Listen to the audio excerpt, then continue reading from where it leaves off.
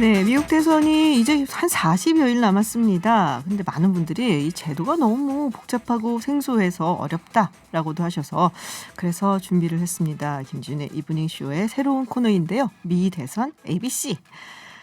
오늘부터 일주일에 한 번씩 미국 대선의 A부터 G까지 좀 쉽게 풀어보는 시간 가지려고 합니다. 제 옆에는 앞으로 이 코너를 함께 하실 저희 패널이자 진행자이십니다. 네, 팟캐스트 유튜브 종횡무진 무비고 다니시는 분입니다. MC 장원 나와 계십니다. 어서 오세요. 네, 안녕하세요. 김준의 이브닝쇼에서 처음 인사드리겠습니다. MC 장원이라고 합니다. 반갑습니다.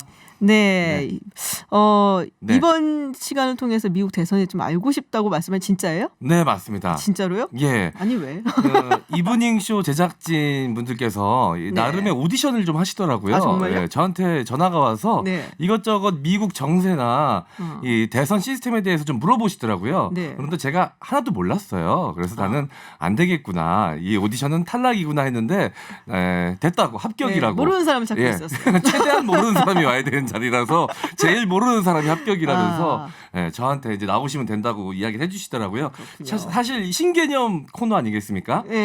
사실 보통 라디오에서 이 패널이 나와서 이 진행자가 물으면 대답을 하는 형식이 거의 대다수인데 이 코너는 이제 제가 진행자분께 질문을 하고 공부를 하는 시간이 될 것 같습니다. 저보고 이제 뭐 가진 재주 있으면 풀어봐라 뭐 이래갖고 그래서 이제 저도 뭐 하게 됐는데요.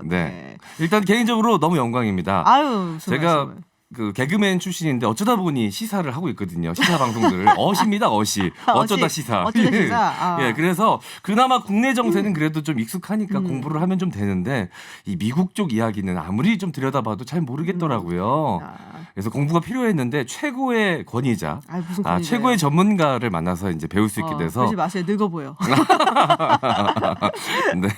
네, 알겠습니다. 조심하도록 하겠습니다.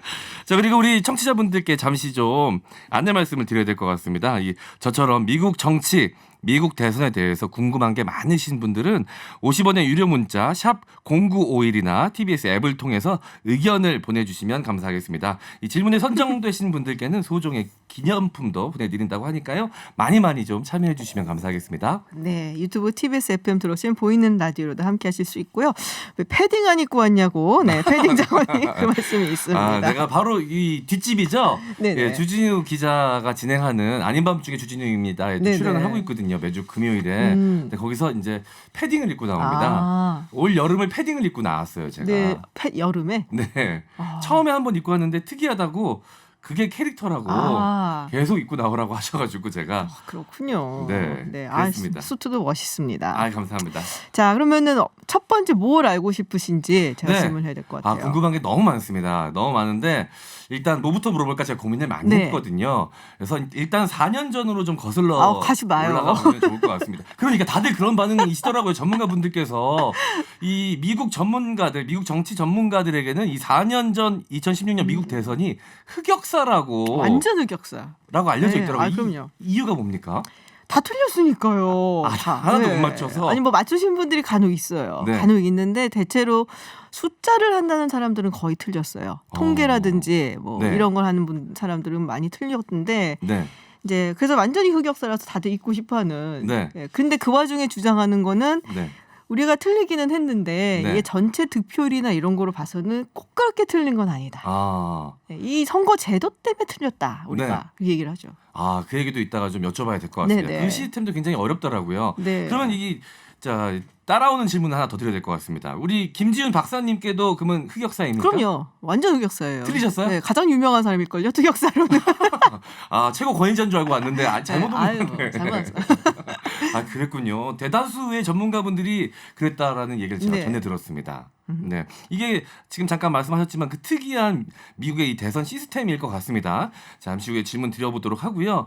그 실제 득표가 이 힐러리가 훨씬 트럼프보다 많이 나오지 않습니까? 300만 표 가까이. 좀 안 돼요. 300만 표 좀 안 되니까 뭐 1% 정도라고 해야 되나요? 그러니까 유권자 수로 따진다면 그보다 더 된다고 봐야겠죠. 300만 표 가까이 더 얻었는데 졌죠. 그게 참 잘 이해가 안 되더라고요. 그렇죠. 그게 말이 안 되지 않습니까? 우리식으로 하면은 사실 그렇게 하면은 힐러리 클린턴이 당선이 됐어야 되는데 이제 말씀드렸다시피 미국 같은 경우에는 대통령 선거에 선거인단 제도를 채택하고 있어요. 그래서 주마다 선거인단 숫자가 정해져 있어요. 네. 그러다 보니까 그 주에서 만약에 한 표라도 어떤 후보가 더 얻었다? 네. 그러면 거기에 걸린 모든 선거인단을 다 가져가요. 다 가져가요. 승자 독식이군요. 승자 독식. 맞아요. 이런 전문 용어. 제가 기본적인 지식은 좀 있습니다. 오, 놀랐어요. 기본적인 지식은. 네. 배울 준비는 다 돼 있는 사람이에요. 예. 그래서 승자 독식을 했는데 네. 그 당시에 힐러리 클린턴이 232명 네. 선거인단 그리고 트럼프 대통령이 이제 306명, 306명 해서 이제 아니, 얼마나 흑역사셨으면 이 숫자를 다 외우고 댕기십니까 아직까지도? 잊어버릴 수가 없죠. 너무 아픈 기억이었군요. 예. 그렇죠. 그래서 사실은 득표는 힐러리가 많이 했는데 네. 이제 트럼프가 정말 중요한 주에서 네. 아주 근소한 차이로 이겼어요. 네. 그 대표적인 걸로 나온 게 위스콘신, 미시간, 펜실베니아. 아. 왜냐하면 여기는 힐러리 클린턴이 당연히 이길 거라고 생각했던 게 그 전에 한 5번, 6번의 대통령 선거에서 모두 민주당 후보가 이겼던 곳이에요. 네. 그리고 이제 대체로 민주당 세가 강하다고 하니까 네. 뭐 의뢰 거기는 민주당에서 가져가겠지. 네. 근데 예상외로 미시간에서 한 1,700표, 네. 그리고 위스콘신에서 한 22,700표, 예. 그리고 펜실베니아에서 한 44,000표 차이로 트럼프가 이깁니다. 네. 다 합해 보면은 한 예. 77,700표 나와요. 예. 777. 777. 예.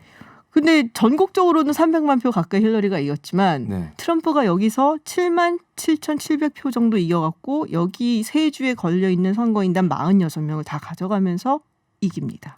이 트럼프가 777 해군의 숫자 아니겠습니까? 7이? 뭐 그렇죠. 정말 이 셋복이라 그러죠. 이 셋복 하나만큼은 정말 예, 딱 타고난 분이신 것 같네요. 예. 자, 그래서 이제 약간 변수가 생겼던 거였군요. 네네. 그래서 이제 그런 주들 경합주라고 우리가 얘기들을 이제 하고 있죠. 네, 알겠습니다. 우리나라도 이제 경합 지역으로 분류되는 곳들이 네네. 있지 않습니까? 이 수도권, 서울, 그리고 뭐 충청 지역을 경합 지역이라고 분류하는데 그런 비슷한 분위기라고 보면 될까요? 그렇죠. 근데 이거는 항상 바뀌어요. 이제 미국 같은 경우는 우리는 또 수도권 지역에 사람이 워낙 많고 하니까 네네. 그런데 미국은 이제 뭐 예전에 경합주가 뭐 오하이오라든지 뭐 플로리다 이런 데였다면 요새는 이제 플로리다는 여전히 경합주지만 방금 말씀을 요 세 주, 이 세 주에서 결국 결정이 날 거다라는 이야기를 하고 있고 네.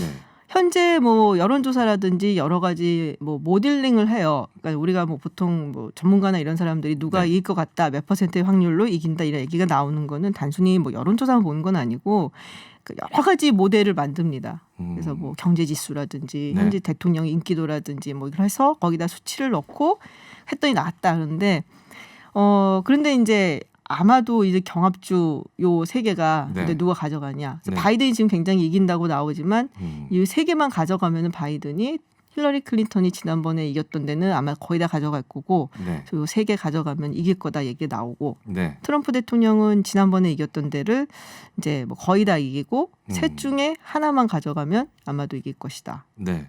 그러고 있죠. 알겠습니다. 요 세 개 주 경합주는 외워놔야 되군요. 요거. 맨날 나올 요거는 거예요. 제가 아는 것처럼 다른 방송 가서 좀 얘기해도 되겠습니까? 예. 저는 또 이게 주입식 교육을 받았기 때문에 네. 위미펜으로 외우면 되겠네요. 위미펜. 예, 알겠습니다. 아는 척도 얘기해야겠네요. 다른 데 가서. 자, 그리고 이 중요한 질문 또 드려야 될 것 같습니다. 이 선거인단 제도가 결국 문제인 것 같은데 네. 언뜻 봐도 굉장히 비합리적으로 보이거든요. 그런데 이 제도가 생겨난 이유는 무엇일까요? 이게 예전부터 이 제도를 택했어요. 네. 미국이 생길 때부터. 네. 근데 그때는 이제 사람들이 이 미국을 건국했던 일종의 예. 엘리트들이 뭐 우리 국민들 뭐 좋긴 한데 예. 배운 바 별로 없고 아, 뭐 이 사람들을 어떻게 믿고 네. 이 사람들이 투표를 하는 대로 다 따라가냐. 네.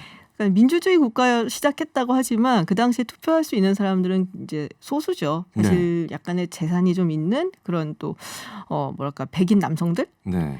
그래서 다주긴 그렇고 그러니까 한번 이렇게 걸르자. 네. 그래서 사실 나온 거예요. 그러니까 제대로 투표할 만한 능력이 없다. 네, 그렇죠. 그러니까 약간 좀 무시 본 거죠 대중에 네. 대해서. 네. 천민주의? 뭐 맞습니다. 아는 거 다 나왔는데 네. 승자 독식은 얼떨결에 맞았는데 이건 좀 틀렸나 보네요. 알겠습니다. 이 국민을 일단 좀 업신여겼군요. 근데 뭐 따지고 보면 그 당시에 공교육이 많았던 때도 아니고 네. 글자를 못 읽는 사람들도 사실은 많았고 그러니까 나라를 세운 사람들 입장에서 봤을 때는 지금 뭐 한 200~300년 전이니까 지금 네. 모든 사람이 투표해서 그 사람이 뭐 네. 하면 이게 무슨 뭐 좀 민주주의가 다른 네. 데로 가지 않겠냐 걱정을 좀 해서 한 번에 스크리닝을 두자라고 네. 이제 둔 거죠. 아 그렇군요. 네네. 그러면 과거에는 그랬다 치지만 네. 지금은 상황이 많이 달라졌고 그렇죠. 정치 의식도 굉장히 많이 올라왔는데 그리고 또 전 국민이 다 스마트폰 음. 갖고 있고 정보에도 굉장히 많이 공개가 되어 있는데 이 바꿔야 되는 거 아닙니까? 이게 538명이에요 총. 네. 이게 어떻게 구성이 되냐면은 하원 의원 그러니까 숫자하고 네. 각 주마다 연방 하원 의원 숫자 더하기 상원 의원 2명. 네. 모든 주에 2명씩의 상원 의원을 두게 돼 있어요. 네. 근데 이게 그러면은 캘리포니아 같은 경우는 이제 55명으로 가장 많아요. 물론 인구 비례에서 봤을 때는 굉장히 좀 과소 대표된 건 맞지만 네. 근데 이 작은 주들 네. 뭐 예를 들면 와이오밍이라든지 조그만 주들 정말 어. 들어본 적도 없는 것 같은 그런 주들 있잖아요. 넓은데 살아오는데 알래스카. 알래스카 뭐 그렇죠. 뭐 어. 그런 데라든지 이런 데는 뭐랄까는 이게 만약 전부 다 득표를 다 하는 거 다 센다 그러면은 네. 자기네들 입김이 없어지는 거잖아요. 아 그렇군요. 네, 지금처럼 이렇게 선거인단을 주고 더군다나 상원의원 2명 무조건 주면 아주 조그만 주도 최소한 3명 가져갈 수 있거든요. 그렇네요. 이거를 왜 포기하겠어요? 아 비례로 따지면 사실 네. 캘리포니아랑 뭐 조그만 주랑 하면은 막 몇십 배 인구가 차이가 나는데 네. 지금 55대 3 하면은 사실 뭐 한 10몇 배밖에 차이가 안 나는 거거든요. 네네. 그만큼 조그만 주들의 힘이 과대 대표가 되는 거죠. 그 권리를 뭐하러 포기를 하겠어요. 아 안 그러면 바꾸죠. 개헌을 할 수 있지만 안 하는 거군요. 그렇죠. 근데 어. 개헌을 하는 과정이 미국이 굉장히 힘들어요. 아. 예, 상하원에서 3분의 2가 찬성이 통과해야 되고 그게 네. 각 주 50개 주에 돌려가서 네네. 50개 중에 4분의 3이 찬성을 해서 비준을 해줘야 돼요. 아. 그는 한 38개 주가 이제 비준을 해줘야 되나요? 그렇게 네. 따지면 힘들죠. 아 그렇군요. 네. 야 이제 대충의 얼개가 지금 다 이제 머릿속에 좀 들어오는 것 같습니다. 근데 한 가지 궁금한 게 있습니다. 이 선거인단이 주마다 이제 대표하는 숫자가 좀 다르다고 말씀하셨는데 그 중에 배신자가 나올 확률은 없습니까? 있죠? 늘 나와요. 나옵니까? 네, 그럼요. 지난번 선거 7명인가 나왔어요. 그럼 당 차원에서 어떻게 이게 처벌하고 뭐 이런 건 없이? 그런 건 없는데 네. 어떤 주는 무조건 이제 민주당 후보가 네. 많이 해서 이 주에서 이겼으면은 너는 무조건 민주당 후보로 이렇게 네. 그 사람으로 해줘야 된다. 하는데 지난번 선거에서는 힐러리 클린턴을 이제 찍어야 되는 선거인단에 한 다섯 명인가? 네. 반대표가 이제 배신표가 나왔어요. 네. 그 중에서 뭐 한 2개는 무효표되고 2명은 버니 샌더스 찍고 또 다른 한 명은 무슨 인디안 여성이 네네. 무슨 뭐 현명한 독수리 뭐 이런 이름을 가진 왜 늑대와 함께 춤을 뭐 이런 이름 네네네. 있잖아요. 그런 분을 이렇게 찍어주기도 하고 배신표가 나와요. 아 그렇군요. 네. 역시 어딜 가나 그 금태 죄송합니다. 말이 헛나왔네. 말이 헛나왔습니다. 죄송합니다. 예. 자 그러면 동률이 나오는 경우도 있습니까? 확률이 나온 경우는 없지만 나올 수 있죠. 그럼 어떻게 됩니까? 그럼 하원으로 가요. 연방의회 하원으로? 하원. 네. 그래서 하원에 있는 하원 의원들이 결정을 하는데 네. 하원 의원이 결정한다 그러면은 캘리포니아 주가 결정할 것 같잖아요. 가장 네. 하원 수가 많으니까 그걸 방지하기 위해서 네. 주마다 한 표밖에 안 줘요. 그래서 아. 만약에 이게 동률이 나왔다 가능성이 있어요. 네. 269대 269 나오면 네. 그러면 작으니까.